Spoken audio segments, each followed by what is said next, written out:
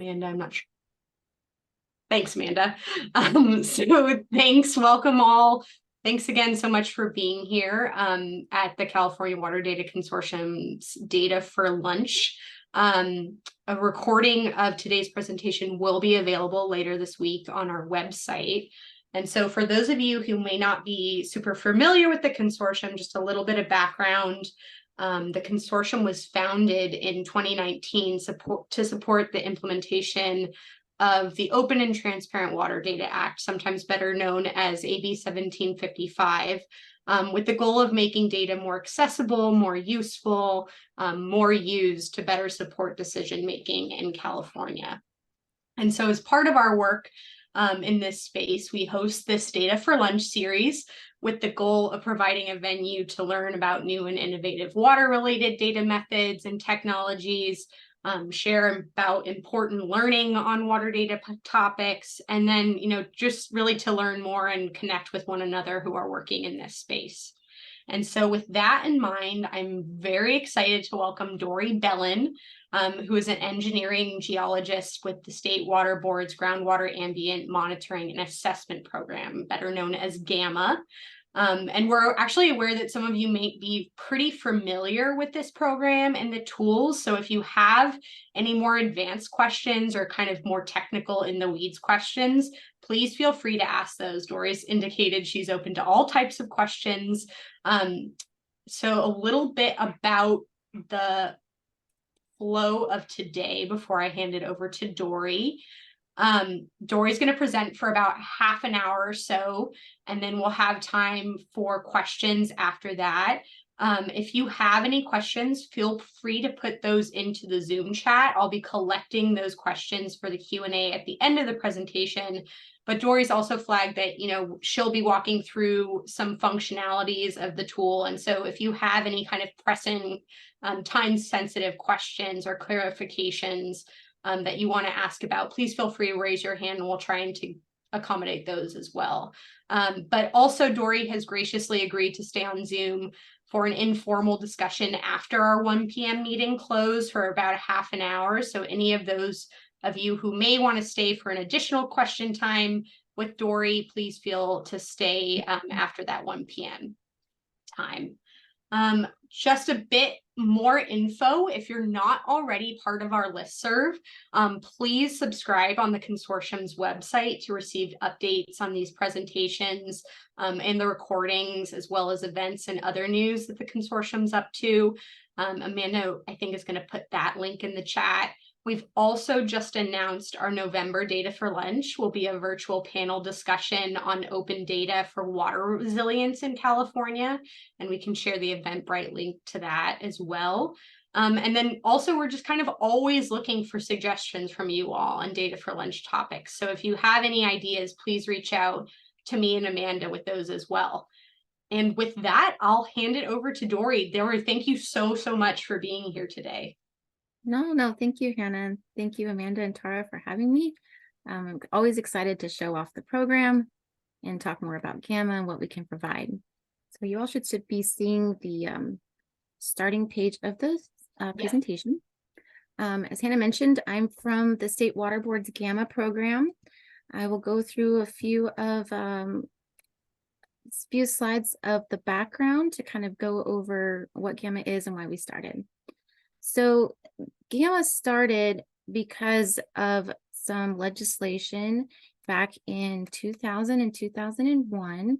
There were concerns over MTBE and groundwater, and the legislature just kind of learned that groundwater exists, and we use it as a supply source for drinking water purposes. So we needed to create a statewide program that could comprehensively assess the groundwater quality in the state and provide that information to the public.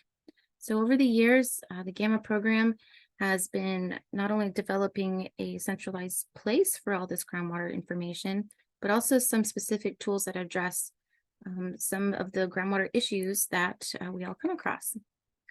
We do cooperate with a lot of people. Of course, I'll be speaking of a few tools that were that were created by the USGS and some information created by Lawrence Livermore National Labs. They are cooperators in the GAMA program, especially in the Pardee Basin project, which is the main funding component of the GAMA program. This is where we do that statewide comprehensive assessment of both the public supply and domestic small system resources for groundwater in the state for drinking water. But we do work with a lot of other entities and for other purposes, making sure that we're providing tools that are helpful to people that are abiding by SGMA. Also safer, that's what you'll see for the aquifer risk map that I'll show you later. From source water protection, DWR, of course, with some of the floodmar and recharge topics. And of course, not doing redundant sampling, what may be required of those that are under ILRP or CV salts regulations. So we do have a wide range of cooperators in the program. Like I mentioned, our biggest part is the Pardee Basin project, and the USGS is the technical lead of that. That does take 3.8 million per year from waste discharge permit fees. We did go through the state and assess the groundwater that was used for public supply. So typically the deeper resource in the state. That is a spatially unbiased network, grid network, where we sample one well per grid, and we get a good representation of what that aquifer represents for that drinking water purpose. We also went back through in 2012, 2013 to start doing the more shallow resource of groundwater. So those uses of drinking water for those domestic and small systems. So as we've gone through this program, we've changed a few times, like I mentioned, between the two resources. And also we're making another change now where we're going into a new phase where we're looking a little bit more into specific groundwater issues, since we have a ton of data that we can look at. So you'll be seeing even more of these tools be released in the next 5 years. So we do have one main online page for our GAMA tools, and I'd like to share that with you. So I'll be switching between the presentation and live websites so everybody can see what I'm speaking of. So when you go to the GAMA website for the very first time, you're going to see our homepage. And our homepage just has some welcome information and then multiple tabs that you can access to get more information. To get more information about the program. So we've separated the website to be organized in different ways. So you can go to the different projects that we have.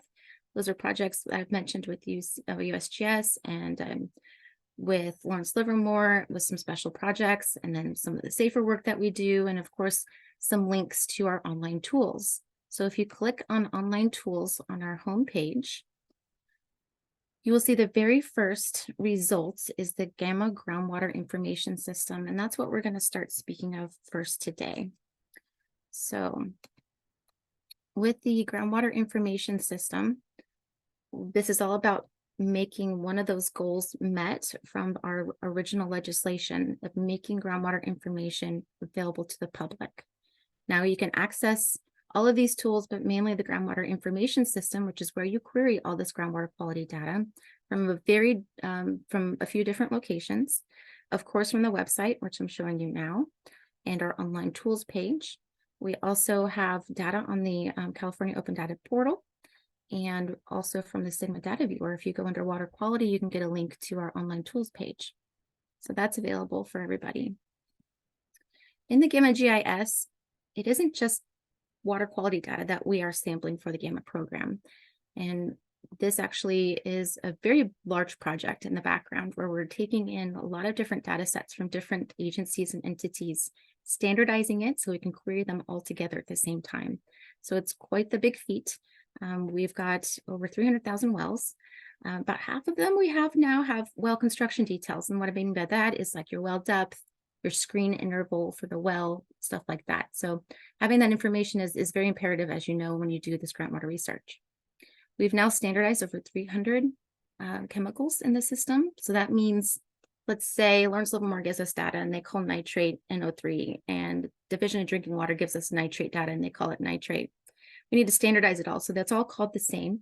Of course, that's the very most simple case, but we look into the way they report the data, how they report reporting limits. All that stuff needs to be standardized so we can look at all this data together on the map when you go to that site. So we've got 96 million chemical results. There's a lot going on this page, but it makes it so you can query a lot of stuff at the same time And we're hoping this makes us the centralized place to get California's groundwater quality information. I've explained the standardization project process. This is a good flow diagram kind of showing you all the places where we take in data, standardize it, and then plop it out into our information system. It is by shorthand called the GAMA GIS. Don't get that confused with the GIS, but it does stand for the Groundwater Information System. We thought it was kind of cute. But we have a map interface, which I'll be showing you. We have a page for data downloads. And of course, we export a lot of that data into the web applications, which is what I'll be showing you on the online tools page as well. There's a lot of different things you can do on the GAMA GIS. I'll be showing you. Of course, we can access all of this data through map queries on the map page, but we can also get data dumps and a lot of metadata information from the data download page. The data download page is accessible from the main map page, and I'll be showing you how to get there. So let's switch over to the internet, and I will show you how we go about looking at groundwater quality data on the GAMA GIS. So when you first get here, if you've never been here, your cookies will remember that, and it'll have a little box right here that says start a tour. So I always recommend when you first get to this page, if you've never been here before, start the tour. It kind of shows you the different tools and the widgets available on the page. It's very helpful. But to start a query, one would go, this filters box is open by default. And of course, when you go to your page, you're going to see it a little bit better. I don't know how large this corner box is for you all to see, but the first drop-down box is you call it the GIS filter. And this would just be the area of interest that you're going to define on the map. So for instance, the first one is counties, but we also have groundwater basins, GSAs, and regional board boundaries. But if I click one of these, it's then going to display all of this layer basically onto the map. That's going to show me all of the counties that are available to download. It should anyway. Let's give this a little refresh because I set up all these tabs earlier before the presentation. The beauty of live demos. I know, right? Yeah. It's always the risk that you take. All right. So here's this get started box. You can kind of follow this if you would like to, but I usually close out of it. So if I select counties, we should have counties display on the map. Oh, please. Why would the system not work today?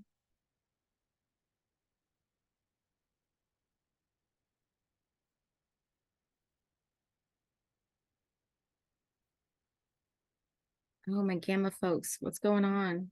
I know you're on. We're going to come back to this. Hopefully they can contact our contractor.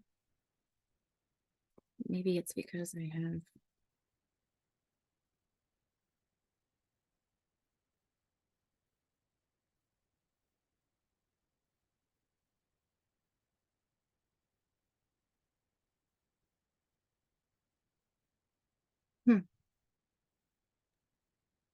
It's nice to see all the filter options though there. Yeah, so what you do when you get to this, okay, now it's finally starting to load up. Oh, it did for a moment. I'm so sorry, guys. This is the luck of the draw, apparently. No problem. We're getting Your some colleagues are suggestions. giving you, advice in the Zoom chat. You've got one that says maybe you're zoomed too far out, and the other one by groundwater No, basin. it should be doing it statewide. The fact that it says regulator at the end of this makes me think that I have a page open, but I closed that. We are going to just close this entirely. We have a URL suggestion in the chat, Dori. Seems a little bit different than yours. It's the public versus the regulator link. Yes, I know, but I'm selecting public and it's going straight back to regulator, and it does that. Oh, I see. If I've signed into regulator in another tab in an open part of the internet, but I don't have that open. So it's great we have some GAMA folks online today. At least we have. Dori, is it helpful if I share my screen? This is Tara. Okay, it's working now. Oh, it's there working. you go. Okay, I'm sorry to interrupt. Okay, I don't know why that happened because it still says regulator. Seriously, well, we roll with live demos. That's what happens. I know it well. All right. Anyway, I selected counties in the drop-down box and it shows me the counties. So in order to select the area of interest that you would like to query, you need to click on that map on the county that you want to query. And once you do that, it will populate the text down here so you can then verify I've selected Calaveras County for this. If you want to select multiple, you can keep clicking onto the map and it will keep adding those areas onto your query. If you want to undo it, you just click it again. So you can see that it kind of highlights those areas that you do select as you are doing this query. So your next step would then to be to select a chemical. We have the chemical drop-down list organized to where the top 10 chemicals that people typically query are going to be separated at the top of the list for you. But we do have those additional hundreds of chemicals down below that you can select. Now, all of these are going to have a default comparison concentration that are set. If I select arsenic, for example, we're going to have a comparison concentration of 10 micrograms per liter. We don't use this for regulatory purposes on the page or in the GAMA program, but we need to have something to compare to. And most people are used to comparing to those regulatory limits. So that's what we use. The next choice is to choose what kind of results you want to show. You can, by default, select all results, but you can also say, I want to just look at something above the comparison concentration, or I can set an actual defined value that I want to set myself. So that'd be good for some of the things that maybe are unregulated. You can also choose from all years, or the past year, 3 years, or 5 years, or even 10 years. So if I select 10 years, and then we'll go to the well category. So this is where we've, with the help of USGS2, we've categorized all of our wells to the use. So our choices are domestic, irrigation/industrial, municipal being our public water supply wells, other water supply, and monitoring being those regulated wells under GeoTracker. So you'll see the map start to populate as I choose the well categories that I would like to include in my query. So if I choose domestic and municipal, it will start to run my query. Now we do have some additional options at the bottom. They are optional. This is if you wanted to just define a well screen interval, and you could do this in feet below ground surface of the data that we have that includes wells with that construction information. Now, if you mentioned earlier in the presentation, I said about half of our data includes some depth information for those wells. So just remember, if you do put some constraints into this field here for top and bottom of well screen, you will be limiting those results to just those results that have that information. So anyway, now that we have this query, we can zoom in, we can explore, we can look and see what those kind of results are. You'll notice that there's several different colors. Those represent how much below the comparison concentration and above the comparison concentration that it is, red being above. You'll also notice that in the bottom right-hand corner, there is a data summary widget. Now, this is a dynamic widget that's going to change as I change the view in my map. So if I zoom more in, you're going to see the total well count go down because I'm now showing or including less wells in my map view. So as we go from here, there's plenty of widgets down at the bottom. These widgets will open other windows on our left. I just clicked on the layer widget, and there are many layers from other agencies too that you could then lay upon. They're not going to limit your query, but you can look at them in comparisons to your query that you've done. Most important widget on here would be our download widget. And when you click on this, a little window does pop up. The first option is download data. The second is download your KML. That's if you want to use this and import it into Google Earth. And then you could also download just the map location data. So this would include only that information about the location and the depth information about that well. The first option is one I would choose if I wanted to look at all the water quality information with the location of those records in the query, in the map view that I'm looking at. So depending on the browser that you're using, your download will occur in the background most likely and then pop up when it is done. This is just going to give you a TXT file. Sometimes, since the file extension will give you a little warning, hey, this could be corrupt, don't look at this. Just say yes, I'm okay with this. Nothing's going to hurt your system. But you can see I've got some downloads here, and however your computer is set to send your downloads, you would then open it. It's a zip file, so you would want to unzip it first. But when you do open that file, Excel will open for you. You'll get that little warning like I mentioned, and that's nothing to worry about. You just say yes. And it's going to give you all of the, oh, I said no instead. It's going to give you all of the the data that you queried in that map. So one of the biggest tips that I always give people when I am giving a tutorial about the data that you are looking at, that you download from the site, there is a column, which most of you all know, I am sure, but just in case someone doesn't, this is the modifier field. And this is, of course, what tells you if that result is below the reporting limit or if it's an equals, meaning it is a straight detection of that chemical. So make sure that if you are pulling this into a GIS, that you're not just pulling this chart in and saying, read the results column, because you will be reading those reporting limits in those cases where your modifier is a less than symbol. This could be very dangerous if you're looking at a high reporting level, because if you were just looking at those results values, it would look like a result in your GIS. If anybody has any other questions on that, they can, of course, ask. My advice is to, of course, treat all of these modifier values of less than separately than the rest of your data.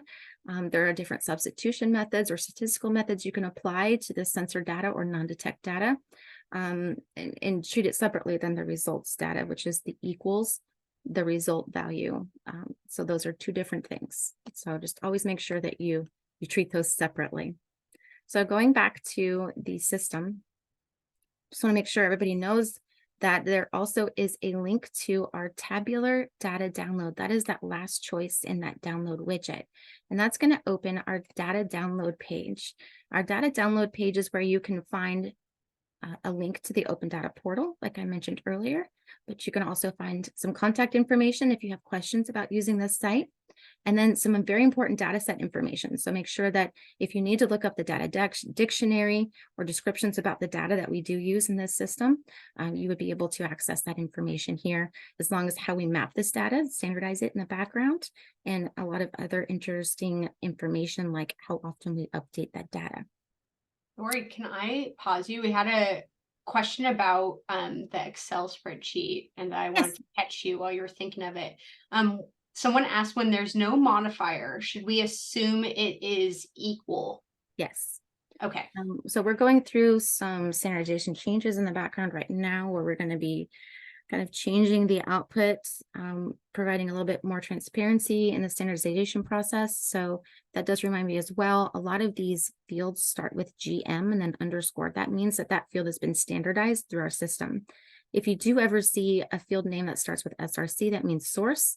That means that you're looking at the source data straight from the dataset owner, how they gave that data to us. So that's one way to decipher those fields.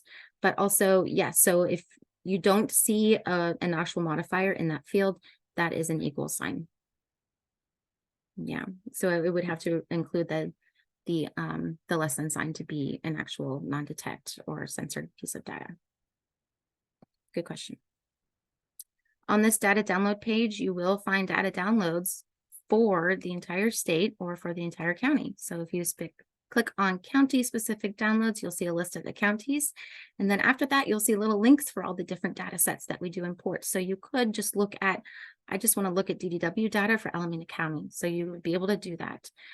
There are restrictions in the map for looking at statewide downloads, right? Because we had to choose a county or other region for our area of interest. So if you wanted to look at a statewide download, you could do so. All of those separate data sets are listed here where you could download that statewide download. And you could also look at all of the depth to water and groundwater elevation data for the state. Just remember, if you're importing this into Excel, they do have limits on the number of rows. So if it's going to be a large data set and you've reached that max row limit, you want to be importing this with other programs like Access or R or something else. So I'm going to go back to the presentation. If we have other questions about the GAMA GIS, I'm happy to answer them. We have started creating some tutorial videos that you'll find on our website for the GAMA GIS about basic use of the site. how to download data, what the data means, kind of like how I started to go into today. So we'll be doing some more of those too, if you did like those. The next tool that I have in the presentation is one that was created by the USGS. This is the trends analysis tool. Now, if you're not aware, with the GAMA program, we do have a component that we go back and resample a percentage of the wells that were immediately sampled in that original study unit. We do that every 5 years, and we've done that several times over the past couple of decades for this program, and we have a lot of data. And so now we can finally look at this trends data and see what are we finding for trends in groundwater quality, especially when we look at inorganic versus organic constituents and so forth. So the USGS has developed a really great tool that allows us to look at this trends data. Now, this tool looks at just the inorganic trends because that's where we see most of the trends changing anyway. And it's also imported the DDW data. So this would be the Division of Drinking Water Public Water Supply wells.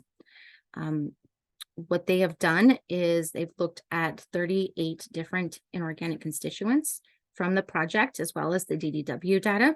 And there are different tools within this online tool. So you can look at statistically significant increasing or decreasing trends. You can look at trends dependent of well depth.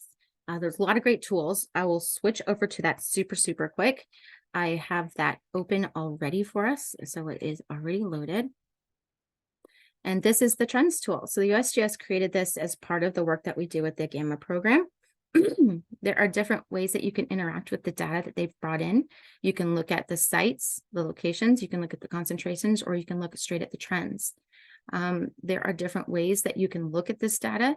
You can select it for just one constituent. So I could select something like nitrates. I could look at sites sampled since. There are some default or some choices here that I can look at. So maybe since 2005, I believe that was the default. I could look at just the GAMA sites instead of bringing in both the Division of Drinking Water and GAMA. And then I can decide how I want to filter that data dependent on the trend type. So long-term, recent, reversal, or seasonal, and then the trend result. If it's significantly increasing or significantly decreasing, it's not significant at all if there's no trend at all, or it's not even tested. And then there's some additional layers that you can look at, which include the grid cells or the study units from the actual GAMA program. This is a great tool that took a lot of time. It's normally or regularly updated by the hydrologist over at the USGS. And so it's continually changing as we take more and more trends data.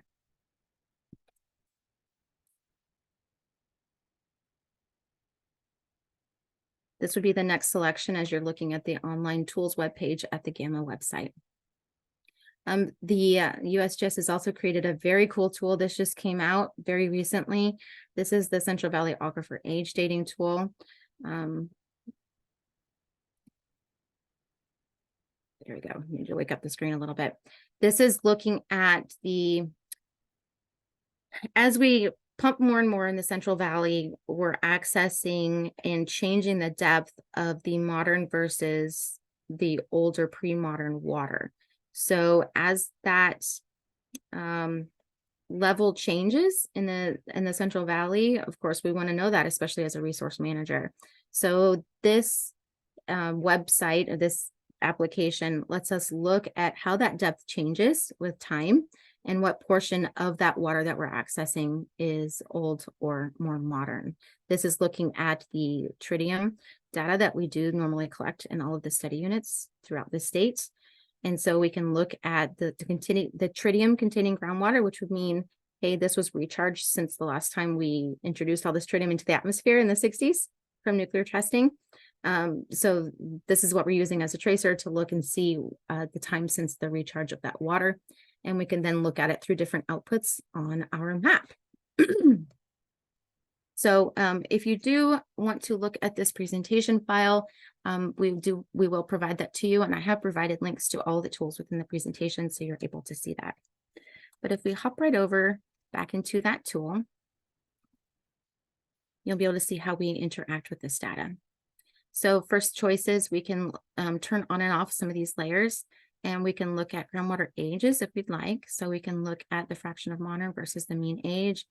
If I select mean age and then filter sites by study type, I can look at when we went through the first phase and looked at just the public supply resource for groundwater, or I can look at the shallower domestic supply and small system resource. So this is where I can select that. I can turn on looking at the interpolation of what the depth to that pre-modern water is, and I can look at a time since. So, and of course I can turn on these additional layers that allow me to look at the actual study units that we sampled at that time. So really cool site, groundbreaking research that they've been doing over there. And this is a great way to kind of look at the resource that you're tapping in at what depth.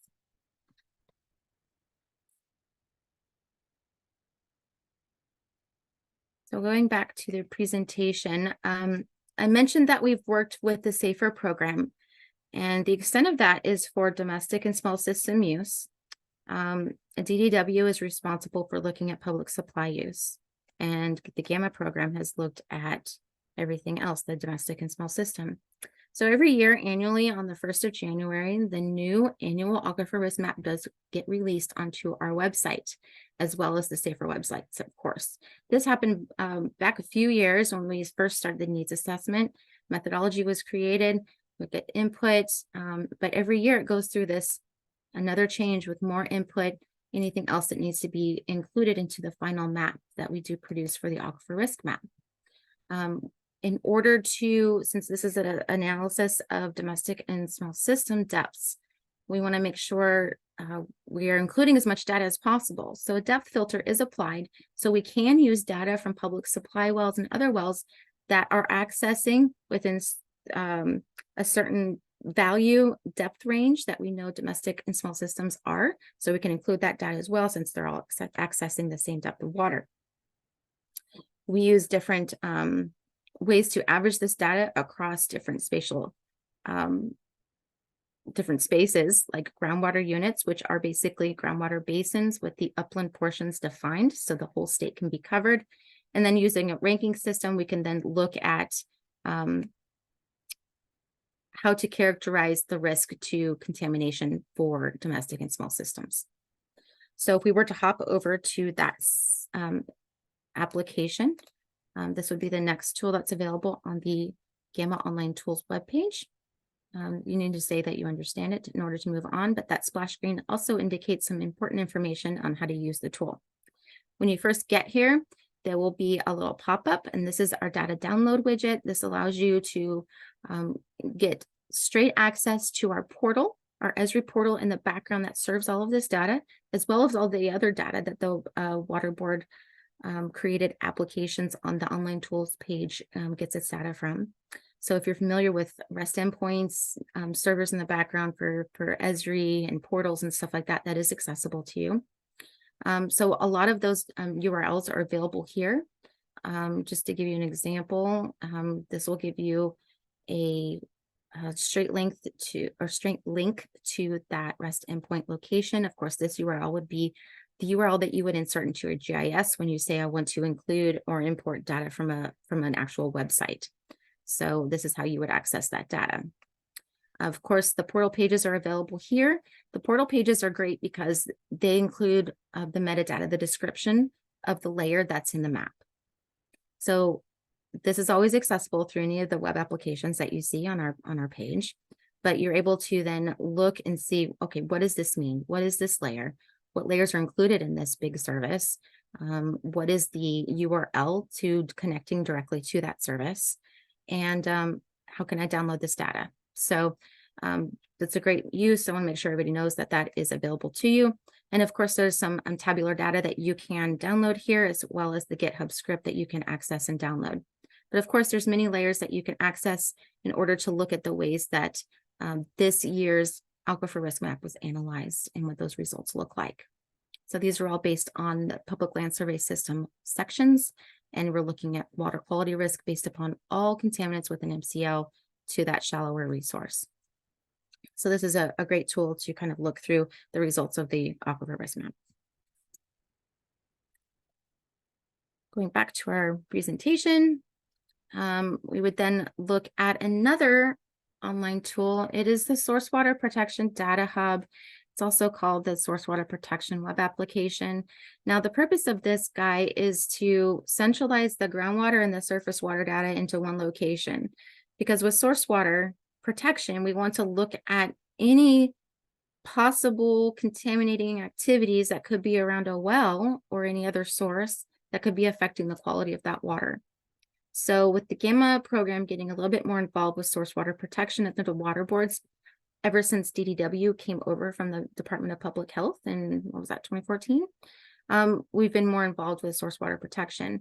Now, we know that there was no place to kind of look at TMDLs, groundwater quality information, all at the same place, right? So the surface water and groundwater data being together in one location could prove to be very beneficial to a lot of users.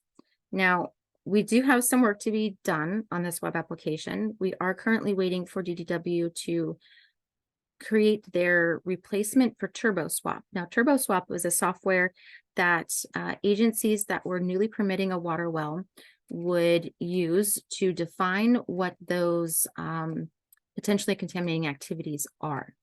So they would enter, hey, this priority area distance from my well or other source contains so many gas stations, so many roads, so many, as a list of different potentially contaminating activities. And with that, they would get to understand how they could better protect the source that they have at that location. Now, a lot of public agencies did this in 2000, 2001, and it hasn't been legally required to do so since then. But a newly permitted well today, a district engineer from DDW would ask you to do a source water assessment. So the purpose of this in the future is in tandem with this replacement on how to make an assessment, you'd be able to access the data at this application. There is a layer list when you first get here, and each layer group has a caret here, and then you could open additional data layers. So you could look at, like, well locations are shown here as default. You could look at that versus source water intakes versus priority areas for the aquifers map, for instance. And so you could see how that analysis impacts the same location for other sources of drinking water. So that's the purpose of that application. Moving along, and I will be quick because I know we're getting kind of close to our time. Always know that you can access the data that we do collect through the Priority Basin Project with the USGS, that statewide comprehensive groundwater quality monitoring program, through their data results tool. That's available on our website tool. That's just where you can look at all the study units. You could look at the grid cells that are there. You could look at those well locations that were chosen for each grid cell. And then you could look at the actual data that was produced. So that's a really great tool. Another great tool is the relative groundwater age. This is where we've taken the tritium helium data that was analyzed statewide by Lawrence Livermore National Labs. And you can actually look at the results of that geostatistical prediction surface over the state. So what this could mean is, where's a good area to recharge? Because that's where we're seeing the infiltration to the aquifer the fastest. And that would be where those younger and more tritium containing groundwater exists. Those would be those lighter colors. So you can kind of see where the younger water exists and maybe where the older water of course exists. So one of the ways you can interact with this application is using this little bookmark widget. What I did here was just kind of define areas of recharge, whether it's natural or artificial managed aquifer recharge, and you can go straight to it. So for instance, this says City of Oxnard Managed Aquifer Recharge. If I click it, it brings me straight to that area of the map where I can see the area of Oxnard where their recharge is occurring. And that is reflected into the tritium helium data that we've collected in the GAMA program. So it's really great to see kind of some ground truthing with this data with existing recharge projects that we are aware of. So that's a really great option. And I'll just show you the last couple of tools here. This is a tool that domestic well owners can use. There's one for nitrate and there's one for TCP. This is where we have known exceedances of these two chemicals. They're in separate two web applications, and they can actually zoom in or enter their address and say how many wells with known exceedances are within a certain buffer from their location. So as this web application catches up to us a little bit, you can also interact with the map by pressing the little finger button over here and say, I live right here, click on the map, and it says, oh, nothing, there's 0 wells around you within this 2,000-foot buffer that have exceedances of this chemical. This is just, of course, we always recommend testing, but this is kind of a good screening tool to say if there's known exceedances around you. So there is one of these for nitrate and for 1,2,3-TCP. And lastly, there is one other web application for the SNMP. This is salt nutrient management planning. Back in the day, the GAMA program basins that we prioritized for the Party Basin project were used to manage salt nutrient management plans. And so for each basin, they had to create an actual salt nutrient management plan. And this is a way of tracking which basins have done it and access when you do click on the map, how do you get to that plan through the internet. So this is just one way of not only managing, but accessing those salt and nutrient management plans that have been produced in the basin plans throughout the state for each regional board. Lastly, I will take you back over to our online tools page and show you that we do have a couple of web applications coming. The digitized well completion reports has been an effort that the USGS has put a lot of time and resources into. And this is taking the well completion reports, the PDFs that that DWR stores as a requirement after a well's been drilled, and looking at those locations, excuse me, and getting a better location for them.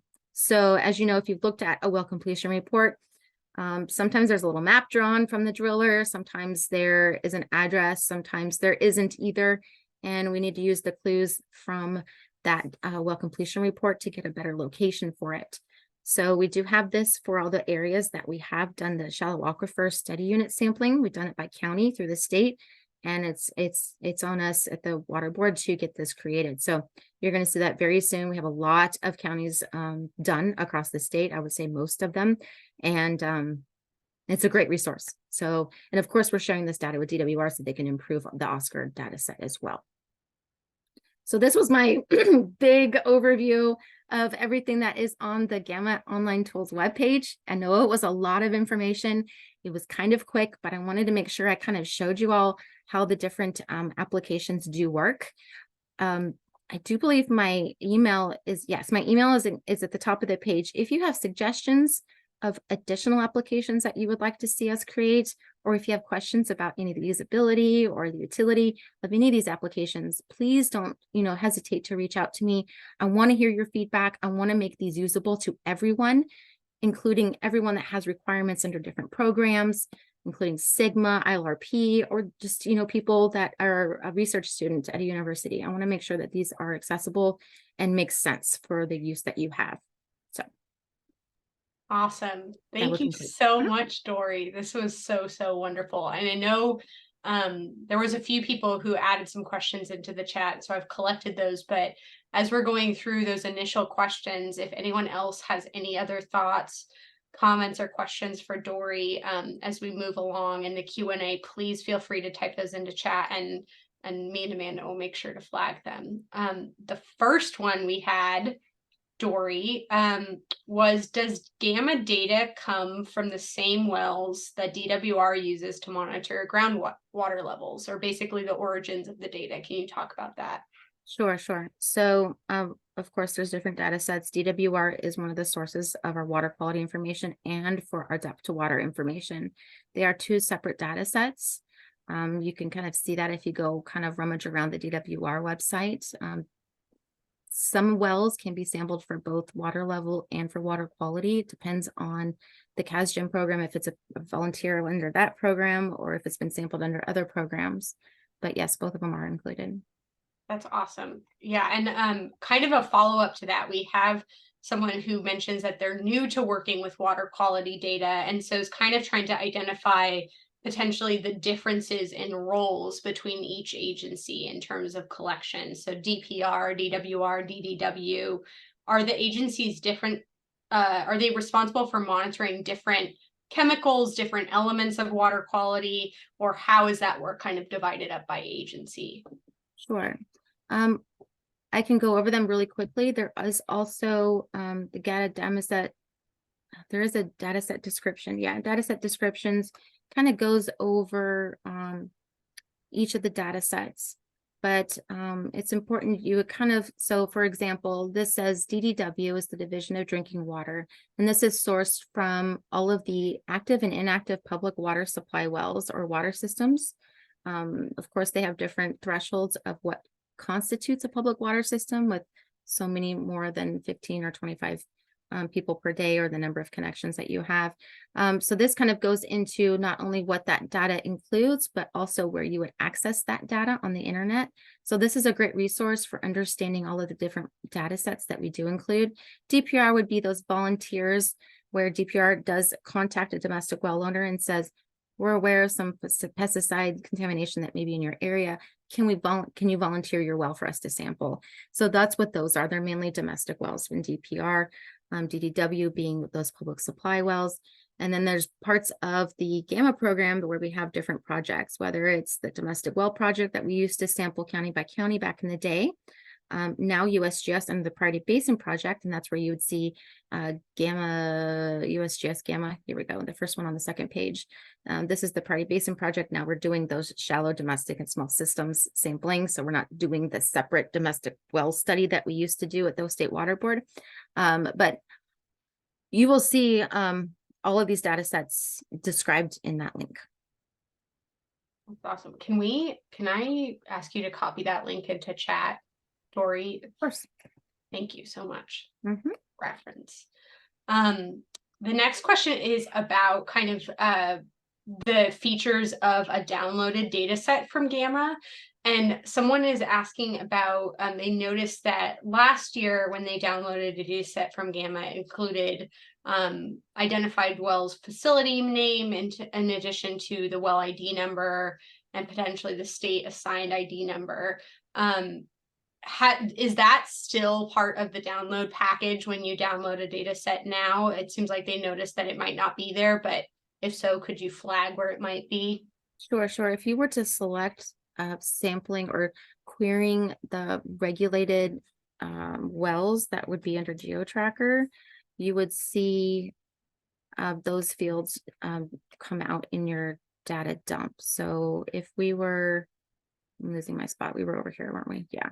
So if we selected, so the other option that you have besides selecting well categories, you can select this little link here that says advanced data sets, and it brings the list of data sets that you can query in your download or the query on the map. So if you were to select the water board, cleanup and permitted sites, the second to last option, by default, it selects all of them for you, but this is what you would find on GeoTracker. Now, if I were to query and download this data, it would include those alternate IDs for the facility name, the well ID. It just depends which data set you're downloading to see which IDs you get from that. Got it. Thank you so much for that. Mm-hmm. We also got a request for a presentation for you, Dori, from Patty. She said this would be a great presentation to share with the GSA. And so anyway, I'll open invitation there, it sounds like. Perfect. Yeah, feel free to contact me, Patty. Yeah. I have a question. I think there's so many evolving tools. You mentioned that the digitized well completion reports are upcoming. Are there any additional tools that you all are thinking about, or any new functionalities that are kind of in the works? One, before we get into that, I do want to mention that the data that will go into that web application is released currently on the USGS website. Awesome. So you can download that. If you look up well completion report as a keyword on their publications page, you will find that information that you can just have in the table.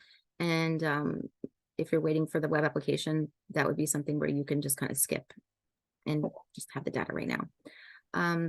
Yeah, so we are moving into some areas of TDS source. We're looking into recharge locations, how recharge affects groundwater quality, what affects any changes in groundwater quality. So we'll be having some web applications coming in the next few years that will include those issues and the the coverage for that on a web application. Awesome. That's great. Any other questions from the group? I have a couple more I'm happy to get into, but wanted to pause. Yeah, we're happy to provide Dori's contact info, Patty. We'll put that in the chat in a moment. I guess, do you work with any other programs, Dori, that sample for groundwater? We'd like to refer people to different resources that we are aware of that can help well owners, like self-help enterprises, other counties that may provide testing, or the regional boards that will provide testing. I know that Region 3, Central Coast, has provided well testing for people. So that's been one avenue. Of course, we work with any agency that wants to contribute data to us. We do have a new data connection tool that allows any user, maybe it's a smaller data set. For example, Region 6 had some PG&E data from domestic wells that they wanted to include into the system so we could standardize it with all the other data. So we've made a easy tool that allows you to upload basically a spreadsheet in a certain template.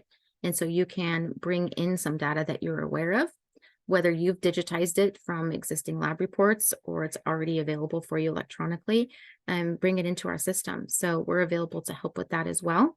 And that link is available from the data download page, and I think mostly from the GAMA GIS website within the GAMA program. If you go under GAMA and then, actually I have it open over here. You go under projects, and then you'll see a link to the GAMA GIS page on the right-hand margin right here. If you go to this link here, it takes you to the GAMA GIS webpage, and that includes the tutorial videos I was telling you about earlier, a straight access link to the GAMA GIS, but also talks about the new GAMA connection tool. And this is where you could access that. And this is where you would be able to download a template for how to construct your data in the spreadsheet. And then, of course, include all the important information about that data set and upload that data. Awesome. Thank you. I see Tara just flashed her hand up, and I saw Jeff's question come in first, and then I'll go to you, Tara. So Jeff is asking, what fraction of WCRs are available? You mentioned that this was a subset of that. So the web page for the data release of that data does list the counties that are available. In a couple of the counties, there was so much, like San Bernardino, there was so much we didn't necessarily get to the monitoring well completion reports. So some well completion reports, of course, they'll check the use for that well when it was drilled. We didn't necessarily get every monitoring for every county, but for a water use, yes. I don't know offhand how many counties that included of the total, but of the priority basins in the state, we've covered the more prioritized for use counties, and then we'll be completing what we can after that is done. So I would say the majority of the prioritized basins for high use have been done, but not all of them. Yeah. yeah, and we got some great resources from Richard and Miranda in the chat on that. Oh, great. Thanks, guys. Yeah. Tara, I'll hand it to you. I saw you had a question. Very well. First, just thank you, Dori. What an excellent presentation, and just, you know, wonderful the tools that you have available, and I think it really displays the value of data so well. So thank you. I think the question that I had is, you know, in light of the water volumes and the flooding that we saw last year, and just sort of this ongoing emphasis around recharge and the like, what sort of opportunities did you see associated with recharge and some of the tools that and data that you're collecting? Or is that something that you're thinking about? We are, and we're actually working with DWR right now on some projects to sample those wells that have been inundated by extra surface water to see how that's affected the groundwater quality. So they've been working with us to see, hey, what are some wells that have a lot of good data that we can go back and resample, or potentially could be sampled in the near future while we have this extra surface water, and we can look at those changes. So that is occurring. I'm currently participating with the water supply strategy work, where we're looking at areas where we have brackish groundwater. Now, that would be the opposite, right? But we want to be able to get an idea of, or the governor's office wants to get an idea of the locations where we could extract brackish groundwater, desalinate it, and recharge it. So that's been an interesting project that we're currently in the midst of. And of course, like I mentioned, the recharge projects that we're going to start in the near future with the USGS, that's really exciting. So yeah, we're trying to get on as fast as we can to sample all of these wells that have had a change in water supply so we can see what those changes are. That's awesome. Yeah, Annette asked, what water quality variables are you monitoring for? Do you know yet? What water quality constituents? Yeah. TDS for sure. In areas that may have a VADOS zone that has existing agriculture, we're of course looking at nitrate. We're looking at, because when you recharge something through a VADOS zone, right, you're going to mobilize those contaminants, and we want to see if that's actually occurring. Most likely is, but by how much, right? So we're looking at those common constituents that you would see in those situations. Regular irrigated land contaminants that you would find, of course, are inorganics that are most prolific within the state and have the most changes through time, especially with seasons and amount of water. Those would be the big tickets. Great. And I see Patty, you have your hand up. We have follow up to that. I think I've given you permission, Patty, to unmute. I've been trying to get myself unmuted. Amazing. And Dori, you brought up a very good comment about brackish water. So in Kern County, and that's why I thought this would be great for you to do a presentation to the GSA that I work for, to the managers, because of all of this data. I mean, it's amazing how much data that they don't know is out there, and they're making GSA segment decisions, and they need to learn how to connect the dots. So, so what I was wondering is, you mentioned brackish. Well, in Kern County, we have our entire west side of our basin is all brackish, which because you're shaking your head.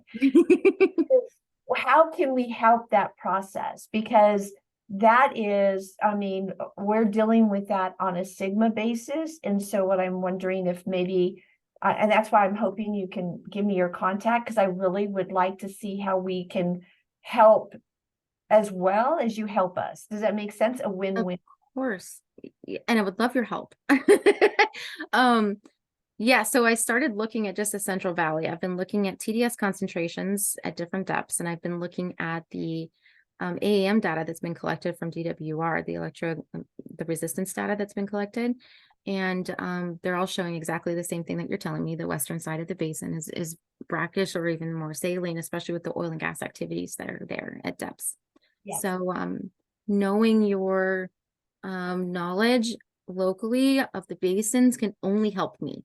So I would love to hear from you. I'd love to hear from anybody that has something to say about their basin with brackish groundwater. It would be an extreme help. So yes, please contact me. Yeah, and I copied it from the GAMA website, Dori, but sent your email into the chat for you, Patty. Okay. Thank you. Thank you, Hannah. And thank you and Tara for this presentation. It was very valuable. Oh, that's all I ask. I'm so glad. Well, I know we're a few folks have to trickle out, but I have a couple more questions in queue. If you want to stick around, as long as you can. The next question I have, Dori, is I know you're working on the governor's water supply strategy, and can you talk a little bit about that work and how GAMA is part of that strategy and what's coming out of that? Sure. So understanding which basins have brackish groundwater has been the first kind of screening tool that the governor's office has asked us. This is just one part of the water supply strategy, mind you. This is just one task that the GAMA program was given. So the deliverable will basically be a list of basins that contain brackish groundwater. They didn't specifically say, I want to know what is at public supply depths, what is that what pumping would not include public supply aquifers. But we are going to separate it not only by coastal versus inland, this list, but we're also going to make sure that, so some people define brackish as anything over 1,000 milligrams per liter TDS. We're going to look, and that's up to 10,000. We're going to look at 1 to 3, 3 to 7, 7 to 10. That kind of gives us a better understanding of how brackish that groundwater is. Usually 1 to 3,000. Some domestic wells will just treat that and they'll drink it fine. So, well, closer to 1,000, but you know what I mean. So we want to make sure that we kind of give this deliverable some context, not only about how brackish it is and at what depths that we typically see it, because with some DWR data from the well completion reports in the Oscar data set, I'm able to look at the average depths of different uses of wells. So I can look at the average depth used for domestic supply or for public supply, and then look at the data at those depths that we're pulling from certain wells, and also the resistivity data from the AEM data that GWR is collecting. Now, I don't want to get too in-depth with this deliverable to the governor's office because I don't want them to, I don't want to be too complicated, right? They just want to list of basins that have brackish groundwater. But to be able to give it a little bit of context, not only with how brackish it is and where it is, but what would happen if we were to pump and extract and then desal, especially in areas of known subsidence that already exists. It's not like we can pump it out, put it back in, and it's just going to all plump back up, right? So there's, and then there's of course the migration in the Vado zone from recharge too. So we just want to make sure that when we give this deliverable, that we're going to include those restrictions or limitations or considerations that they should keep in mind when we give them this list. That's incredible. Thank you. I guess I'll pause here. Any other questions from the group?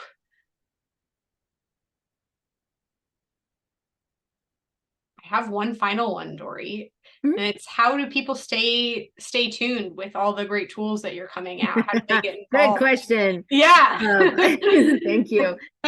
On the GAMA website, we do have a way that you can sign up to make sure that you're on our listserv.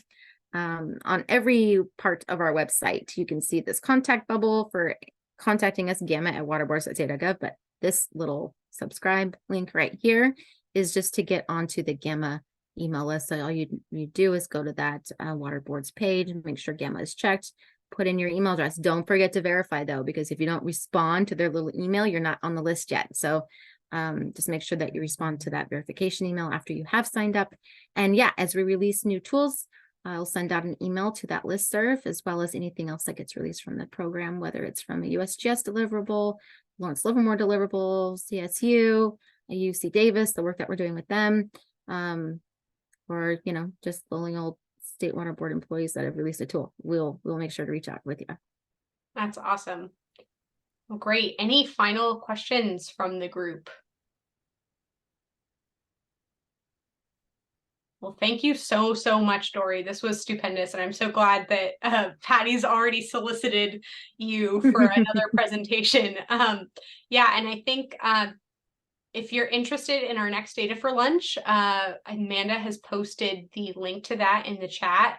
But again, just a big round of applause for Dori. And thank you so much for all your hard work and for being here today. No, thank you guys. Thanks for listening. Thanks for being here. It was really cool. Great for great questions and everything else. So feel free to contact me anytime. Great. Thanks, Dori. Thanks, everyone. Have a good afternoon.